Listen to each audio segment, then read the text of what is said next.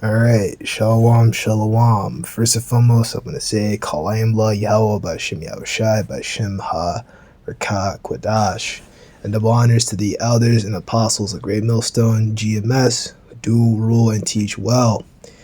Young brother here, and I got a new video here. Today, I'm going to say Ashar Pawarium, which means, happy Purim. And, because, typically around these, holy days, you want to read the chapter that kind of goes along with it, because it'll help you, remind you about what it's all about and things like that. And it's always important to get into it in general, not just around the holy day. It's important to get into these things always. But, the whole thing about Esther, pretty much do her exploits as the wife of Xerxes, pretty much led to us being saved out of Haman's plans. And of course, Esther, I can't even say really Esther, it was really through Mordecai. Mordecai, raised her up and things like that, and pretty much told her what to do, right? And Esther was one of the, she's a righteous woman. One of the scriptures and books that show righteous women and things like that, like was it Hannah? We know about Hannah. We know about Judith and stuff like that, and all these books. There's one in Judges, which the one I think is Deborah in Judges, but she was always listening to a man, and partially the reason with Deborah that she was able to have the rulership was really to show how out of whack we fall in that. And now we have a woman standing out here, having to stand up because our people were just bugging the hell out. Pretty whack in those times. In time of Judges, we were in a low state, pretty much until Samson came on the scene and started fucking everyone up. And then the person who really put a whole death nail into that for the time being and being under these Philistines and stuff was Samuel. So we know about Esther, and this is in the first chapter because I've been reading it and I was just kind of going through it. And I've read this so many times, and I haven't gotten to this one in a minute. So for this deed, so let's see. So we'll just start up here.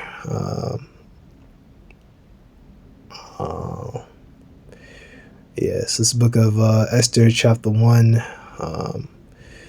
verse 10. And on the seventh day, when the heart of the king was merry with wine, he commanded Mehuman, not Memucan, that's another guy later on, Mehuman, Bizta, Harbona, Bigatha, Inagatha, Abagatha, Zethar, and Carcass, the 7 chamberlains that served in the presence of Ahasuerus the king, which eunuch is like a servant, stuff like that. They take a vow not to touch a woman and stuff like that, since they have that there. So let's see here what else they have for Mehuman. Means faithful. I think that's a probably Elamite word, borrowed word, official eunuch, so castrate. Means just you don't touch the woman and you keep them around to maybe guard your wives and keep them safe and stuff, and you don't have to worry about him trying to rape your wife or something, or commit adultery. So to bring Vashti the queen before the king with a crown royal to show the people and the princess her beauty, for she was fair to look on. But the queen Vashti refused to come at the king's commandment by his chamberlains. Therefore was the king very wroth, and his anger burned in him. The king said to the wise men which knew the times, for so was the king's manner toward all that knew law and judgment. Alright, so she refused to come at the king's commandment. Right, this woman here, Queen Vashti, who, let's say she's an Elamite. I'm gonna assume she's an Elamite too, but then the next unto him was Karshina, Shethar, Admatha, Tarshish, Maris, Marcina, Memucan, the 7 princes of Media and Persia, which saw the king's face and sat the first in the kingdom. What shall we do unto the queen according to the law? Because she have not performed the commandment of the king of service by his chamberlains. They didn't change their laws and stuff like that, which I think is in Maccabees there was something where if they had a law written, they don't change it. They don't go back on it. is written, they'll do it, you know. And who can answer before the king and the princes and Vashti the queen have not done wrong to the king only, but to all the princes and to all the people that are in all the provinces of King Ahasuerus, right? And this is Xerxes, right? Same one from 300, the movie. For this deed of the queen shall come abroad to all women, so that they despise their husbands in their eyes when it shall report the king commanded Vashti to the queen to be brought before him, but she came not. Right, and he understood that, you know, and it's the same thing nowadays. All within the films and movies, you see this, you know, feminist literature and feminism put in the shows. You know, they put the man, they cast the man as like a fucking bumbling idiot, and the woman is the smart one and the one that has all the strength, and the man is, you know, they always show an out of shape man, and he's, you know, silly and goofy or something, and you know, they always do this all the fucking time, you know, and it makes for really poor fucking writing. That's why I can't fucking stand a lot of these like new shows, television shows, a lot of games.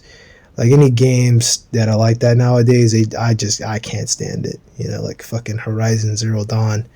That shit is a bunch of bullshit, you know. It's like, oh, good. Like, good grief, you know. This is fucking awful. You went to college for this. This is awful. Right, likewise shall the ladies of Persia and Media, right, and this is, as I said before, this is, you know, like the scriptures go to as the king, so are the people. So, you know, whatever the king pushes out there, the people are going to do. So, whatever the presidents and leaders and elites they want to put in the minds of the people, they'll put it in the media, and then it filters down to the everyday man and woman. And now, you know, you got all this stuff. Oh, I don't need no man, and all this stuff, and all these women, you know, pretty much, you know, acting like men, getting all fucking uppity and shit, you know. Well, at least I noticed that with black women. I haven't really, you know, dealt with like women of a whole bunch of different nations. I don't have the experience, dude. I don't know, right? Likewise, shall all ladies, of Persia and Media say this day unto the kings, to all the king's princes which have heard of the deed of the queen. Thus shall they arise too much contempt and wrath, right? So, if it please the king, let it go. Right, see here, all the kings. Yeah, so pretty much the other kings will be pissed off. If it please the king, let there be a royal commandment for him, and let it be written among the laws of the Persians. Actually, no, they didn't write a law, but the same thing pretty much applies. I misspoke. There was no law back then about it, but you know, pretty much, you know, they wrote a law, and with the Persians, they made sure that a law cannot be revoked. As they say here, it cannot be altered. That be not altered. They did things like that. They didn't change stuff. Let it be written among the laws of the Persians and the Medes that it be not altered, that Vashti come no more before the king Ahasuerus, and that the king give her royal estate unto another that is better than she. You know, and the king, what she shall make, and when the king's decree which she shall make shall be published throughout all the empire, for it is great. All the wives shall give to their husbands honor, both to small and great. And the same pleased the king and the princes, and the king did according to the words of Memucan, and he sent letters to all the king's provinces according to writing thereof, to every people, that to every language, that every man should bear rule in his own house, and should be published according to the language of every people, which is the way things are supposed to be run, as we all know, right? You know, Ephesians 5 and 22, right? So she pretty much was banished, right? So kind of going with this whole thing, right? It's the book of Isaiah, chapter 3, verse 12. Now, this is Isaiah chapter 3 is all about your judgment coming to Judah in Jerusalem. You know, we know that back then the judgment came by, Babylon and stuff like that, and that's what it is in context within the history of Isaiah, the 3rd chapter. And then you kind of go on, and all these things that Judah was cursed with back then, it goes on towards the same thing, same thing today. And the northern kingdom, they follow the so-called black woman, because as the elders, I'm hearing elders break this down, the black women are almost like the head of the woman across all the tribes. Like whatever the black woman does, all the tribes do, and that's a fact. We all spring out of the waters of Judah, which has a deeper meaning than just that. We all started out, various shades of brown. All the Abraham, Isaac, and Jacob in the spirit, they were basically like spiritually Judah. They were all dark-skinned men. They were all spiritually Judah, and we all kind of came out of that. So That's what I heard. The elders pretty much break down. All men of color. They weren't so-called white men, right? They're all so-called black, right? So children of their oppressors, Israel the firstborn of the Most High. Therefore, all other nations are younger than Israel oppressors, right? All our enemies, and women rule over them. Is literal, So stuff that the Elamites back then got right, our people, they do the curses, they got it wrong, they still get it wrong.